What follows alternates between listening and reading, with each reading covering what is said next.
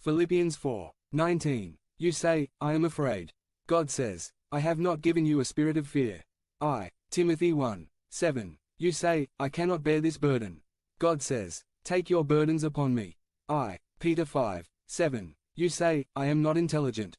God says, I give you wisdom. I Corinthians 1:30. 433. You say, I feel very alone. God says, I will never leave you, nor forsake you. Heb 13:5. Conclusion. This is not the power of positive thinking. It is not good thoughts that will change your life. The power of God will change your life. He just asks you to believe that He is who He says He is and believe that you are who He says you are, and then He lives believing these things. When everyone says, it can't be done, God says, yes, it can be done. Become a member of the channel and be an instrument of the Word of God. Don't miss this opportunity to impact lives. Click the link in the description now and help us spread the Word of God. Miracles in the Middle of the Crisis by Reverend Drive, Peter Ramos. Summary. God still performs miracles. Text, 1 Kings 17:8-24. Introduction. That God is a God of miracles there is no doubt. The Bible is full of miracles that God has done.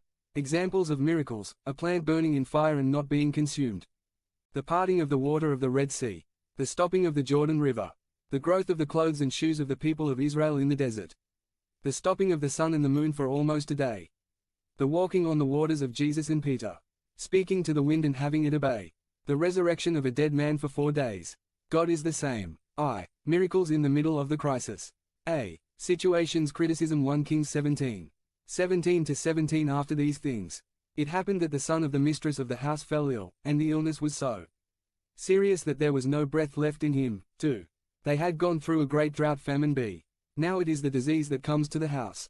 C. At first she got sick, but it got worse almost to the point of death. Sometimes the crises get worse. Note, this was her only son, her company and comfort in widowhood, and in the midst of a miraculous provision and attending to the prophet of God, she experiences this. 434.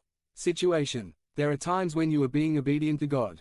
Crises happen to you. The crisis should never be seen as the consequence of disobedience. The crisis is an opportunity for God to show His glory. Affected feelings. A. Sometimes we associate the trials with our sin. V. 18. And she said to Elijah, what have I to do with you, man of God? Have you come to me to remember my iniquities, and to put my son to death? Single quote. Note, we see this concept in Job's friends, in Jesus' disciples. When they saw the blind man they were wrong. B. Other times we conclude that God has made a mistake. V. 19:20-19. He said to him, give me here your son. Then he took him from his lap, and brought him into the chamber.